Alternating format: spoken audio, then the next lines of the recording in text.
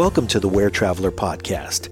Today our host, Teresa Rodriguez, talks with Michelle Bernstein, who's a James Beard Foundation award-winning chef and a media star in her own right. She's the author of Cuisine a Latina. She's a frequent guest on The Today Show, The Martha Stewart Show, Good Morning America, and Univision's Despierta America. She was the co-host of The Melting Pot on the Food Network, has been a judge on Top Chef, and competed against Bobby Flay on Iron Chef America. And she won. She's based in Miami, where she and her husband David Martinez have opened some world-renowned restaurants, most recently Cafe La Trova. She and Teresa met at Pebble Beach Food and Wine, and the ladies sat down together to talk about Michelle's approach to cooking and her love for San Francisco and its food. I know deep down she loves its people too. Here's our host, Teresa Rodriguez, and her special guest, Michelle Bernstein.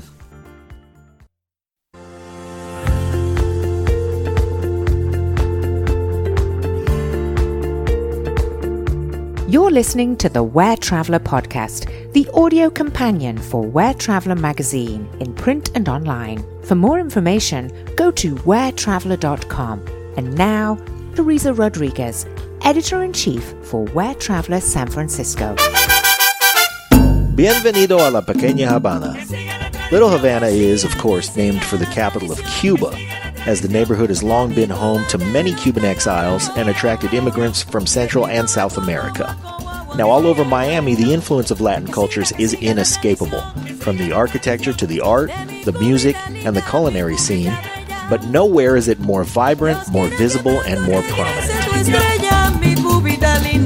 It's mom-and-pop restaurants and bars that feature foods like pastelitos, mistos, ropa vieja, and plantains, the cocktails like mojitos, piña coladas, and of course, the Cuba Libre, the juices and produce, hand-rolled cigars, and the music that you can't quite get the same anywhere else, led the National Trust for Historic Preservation in 2017 to declare Little Havana a national treasure. It's a center of social, cultural, and political activity in Miami. Festivals in the neighborhood include the Calle Ocho Festival, Viernes Culturales, Cultural Fridays, the Three Kings Parade, International Children's Day, and the International Hispanic Theater Festival. The running theme of all of them is the sharing of the beautiful cultures that intermingle here, and in addition to celebrating Miami, these festivals are televised across the continents to millions of people every year. There are also landmarks like Calle Ocho, Southwest 8th Street, for which the festival is named, and the Walk of Fame showcasing famous artists and Latin personalities like Roberto Duran, Gloria Estefan, Willie Chirino, Martha Flores, Cristina Saralegui, and the Queen of Salsa, Celia Cruz. There's also the Cuban Memorial Boulevard, Plaza de la Cubanidad, Domino Park, the Tower Theater, Jose Marti Park, St. John Bosco Catholic Church, Municipio de Santiago de Cuba, and many others. But most of all, Little Havana is known for its beautifully welcoming residents and the warmth and hospitality that you feel everywhere you go. Cuban culture and Latin cultures in general take great pride in making guests feel cared for, fed, and welcomed. So come down, eat, drink, laugh, and quench your thirst, your imagination, and your soul. Bienvenido a la Pequeña Habana. Hi, this is Teresa Rodriguez. The podcast for WhereTraveler is live and happening with Chef Michelle Bernstein. She's a Miami native and one of the most influential and iconic chefs in South Florida.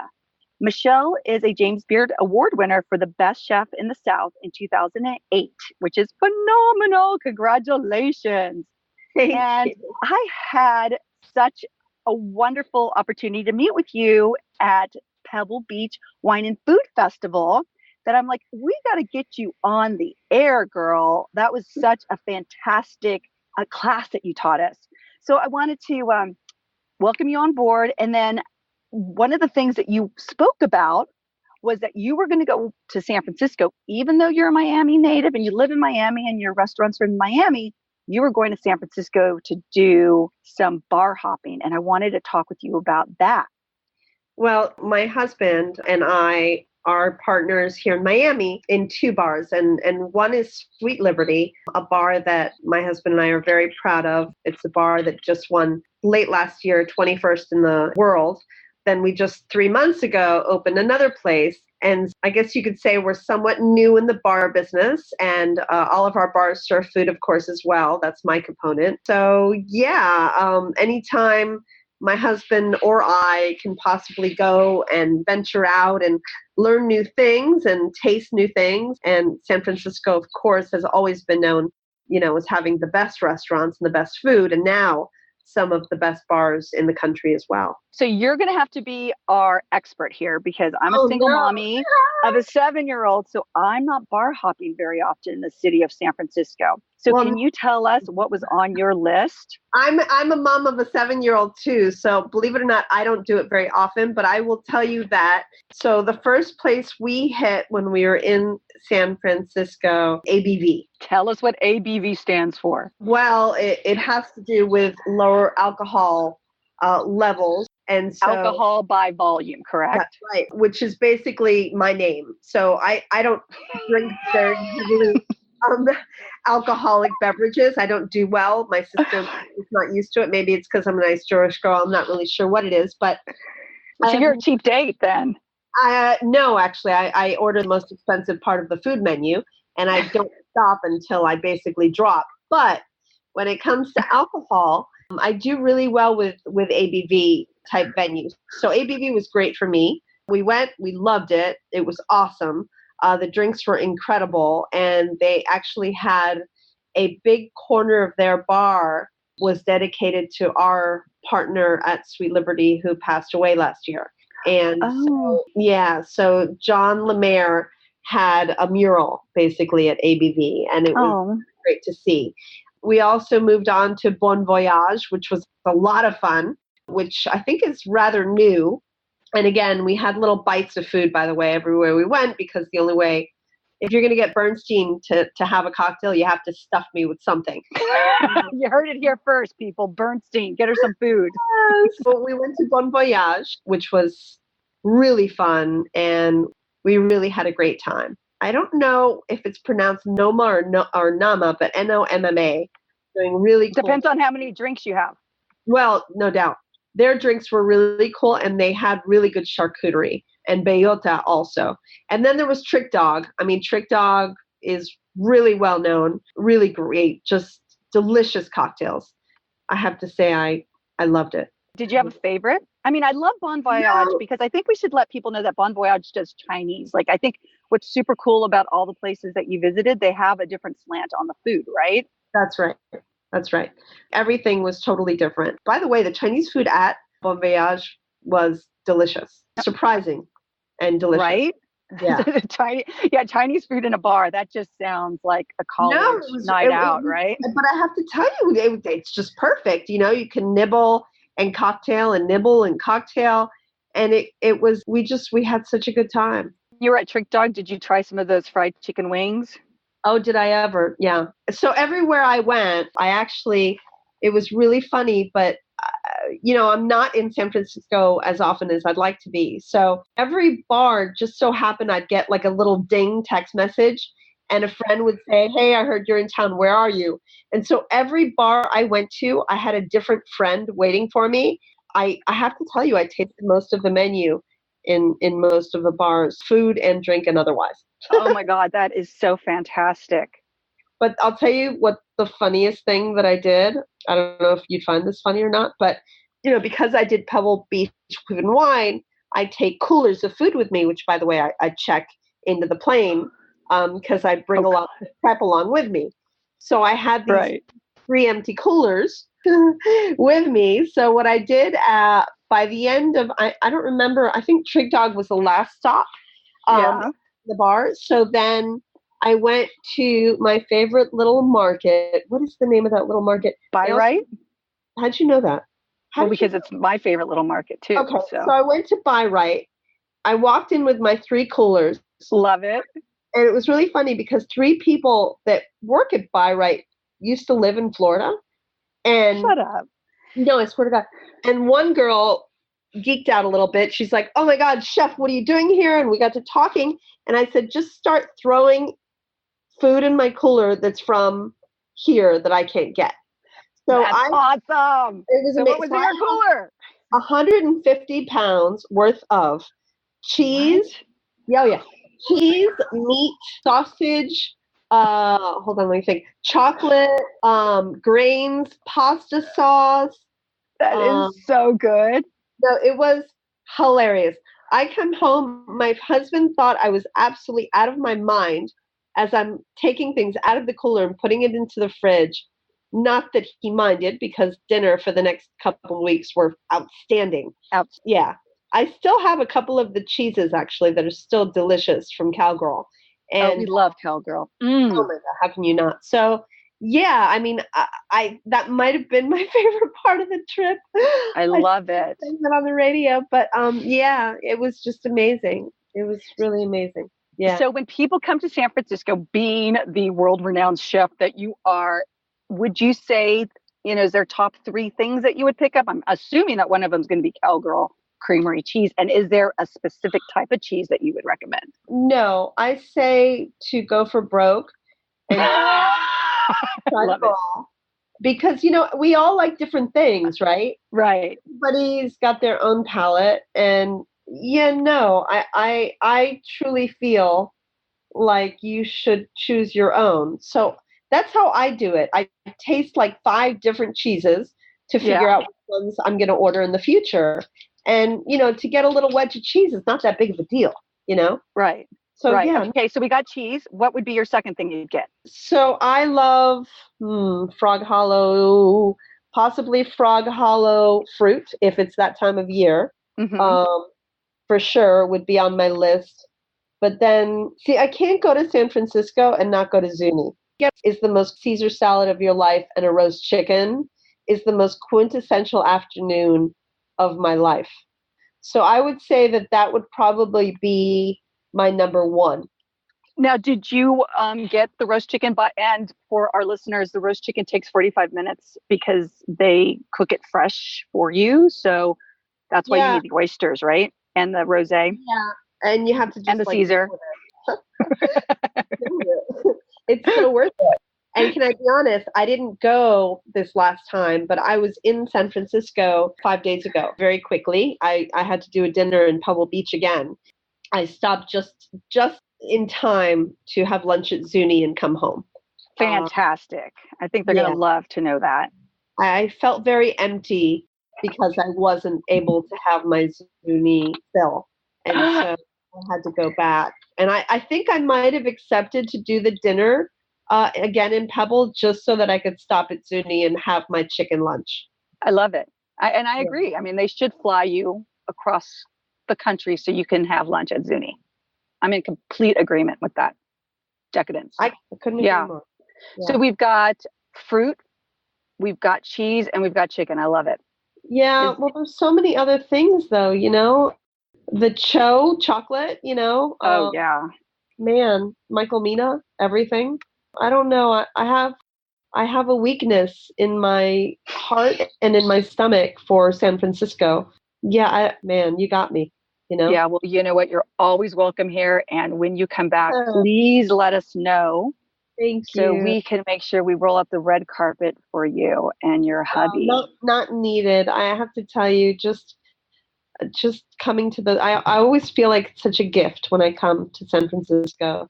Slanted Door, where I've been going since I was just starting out in this industry. I'll never forget his first little place, and then, he moved and got bigger. But Charles Fan, I've always been a fan. Yeah, he's fantastic.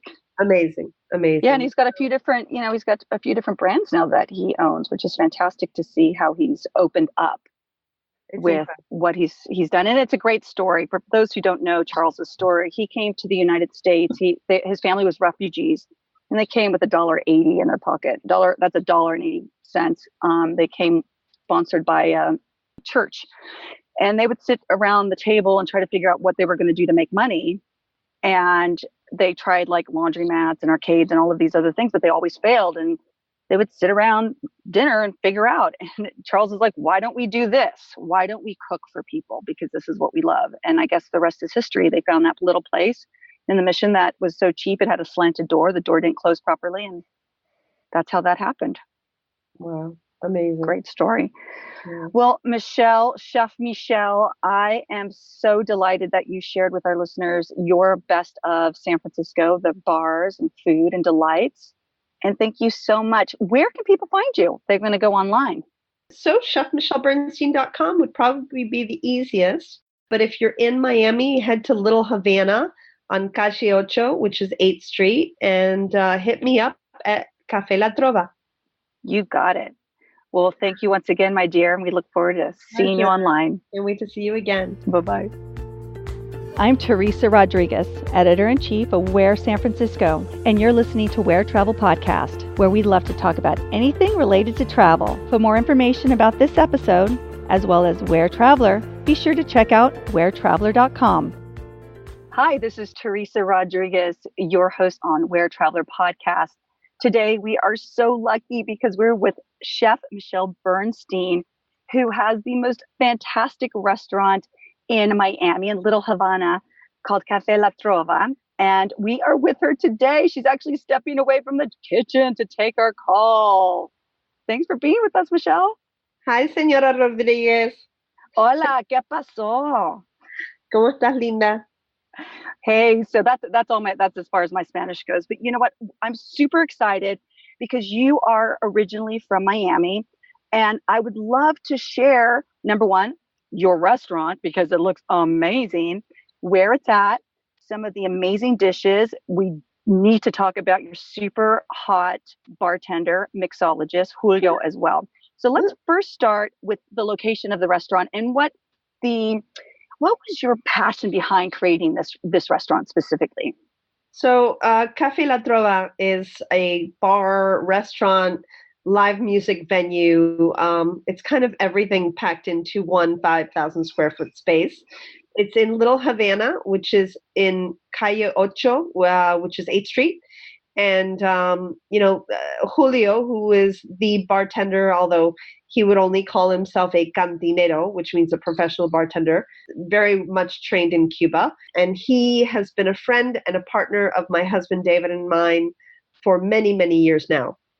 And he had a dream of reproducing what his dream Cuban bar has always been, what his father had in Cuba when he was growing up, and producing it in Miami. And so he came with this dream to my husband and then to me, and he took us to Cuba.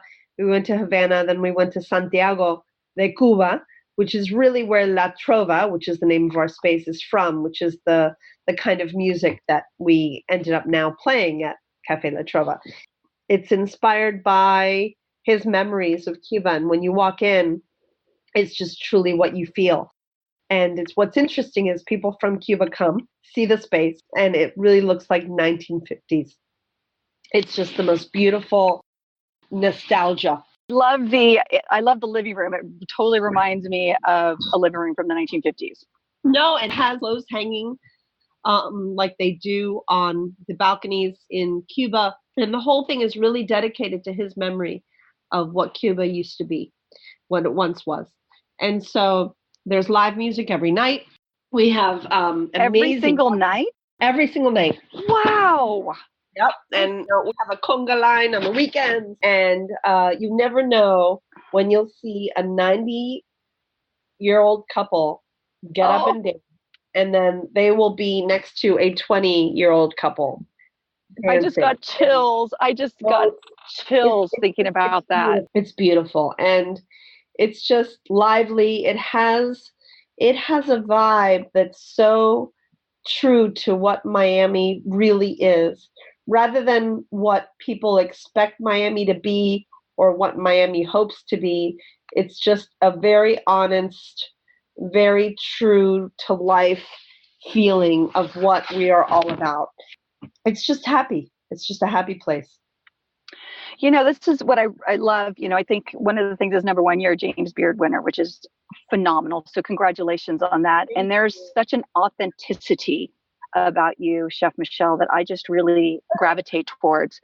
And that, I think that really comes across not only in this venue, but also in the food that you create. And when I met you at Pebble Beach, you made some fantastic dishes. Can you talk about the famous one that you made for us? Well, I'll tell you about the one dish that I made for you all that's also on my menu at La Trova, which I think is probably getting the most attention, is the croquetas. Yes. Croquetas, have always been highly consumed here in South Florida. And a typical croqueta in Miami is just this puree of a little bit of bechamel with a lot of ham.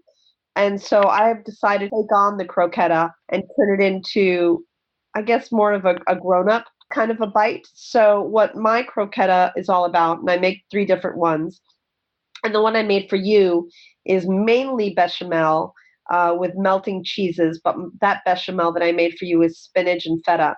So it's a puree of spinach into the milk, which makes it bright green with sauteed spinach, garlic, shallots, melting fontina cheese, specks of feta, and a little bit of spices. But then I also make a ham and cheese one, which has Gruyere and fontina for the meltiness, and then little tiny pieces of jamon serrano.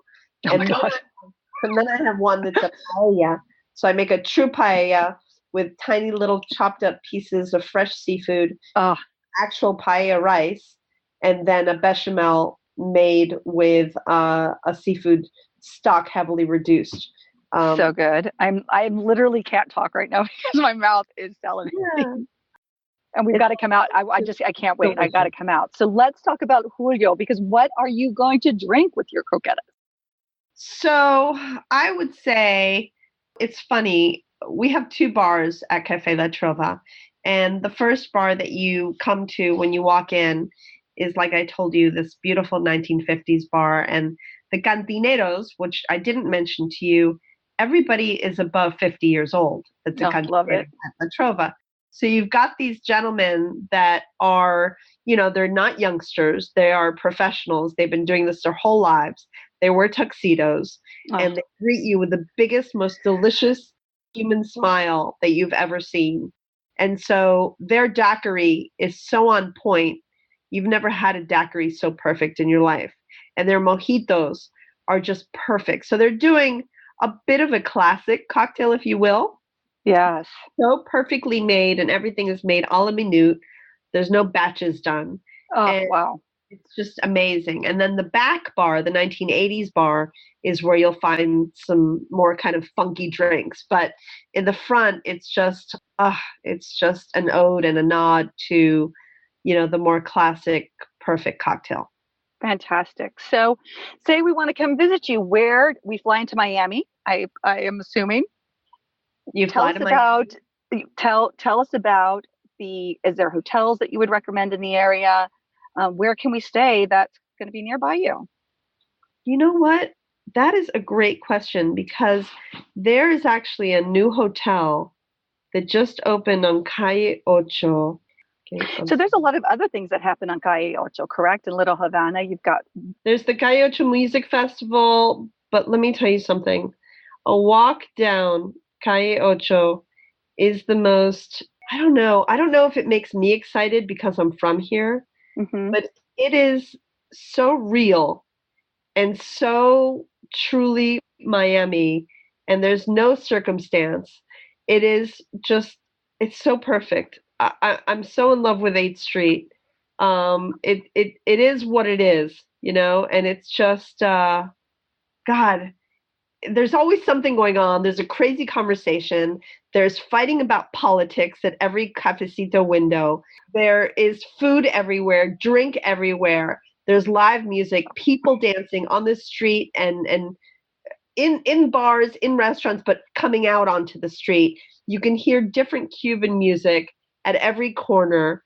There is amazing consignment shops, businesses that have been around for over 80 years. It is just amazing. I'm so in love with 8th Street. I can't even begin to tell you how much I adore it. It looks amazing. I've just looked it up. It's like the history of Little Havana before the 1960s. There was little Cuban influence in Miami, but after the infamous Cuban communists, Fidel Castro came to power, many Cubans fled to Miami to seek a better life. So yeah, I'd love the idea of like these old Cuban guys smoking their cigars and arguing about politics. Sounds amazing. It's true. Every important conversation in Miami, politically wise, is actually filmed in front of a cafecito window on Calle Ocho. Wow. So fantastic. It's pretty hilarious. You never know what's going to happen. It's exciting. And even for me, I mean, I'm from here, but I walk down the block and I feel enriched.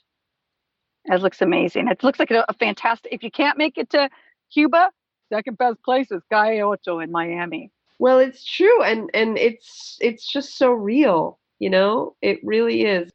Azúcar ice cream company. Azúcar is awesome.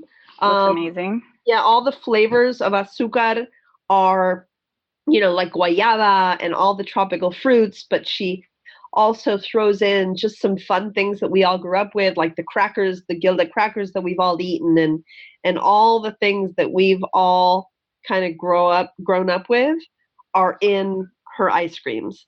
And it's looks amazing. Delicious. And then across the street, of course, from her ice cream shop is Domino Park. And that's where all the old guys are always playing domino. And at any time you can walk by there, and it's just amazing. I don't know if they're gambling, but maybe I don't want to know. But yeah, contraband gambling. Yeah. But there's always a game of domino going on, and there's always some kind of a state official there or city official there, and it's pretty hilarious. It sounds fantastic. Well, Michelle, I think I'm going to head over to Calle Ocho and check out your place and maybe go for a stroll and check out some guys playing dominoes. It sounds fantastic. You should. It's delicious. And by the way, not only Cuban food, they have some incredible Vietnamese restaurants. I mean, you just never know. There's a chocolate shop down the block. And everybody's local. You know, everybody's from here or from Cuba or has some kind of ties and has been really working on their businesses for a very long time.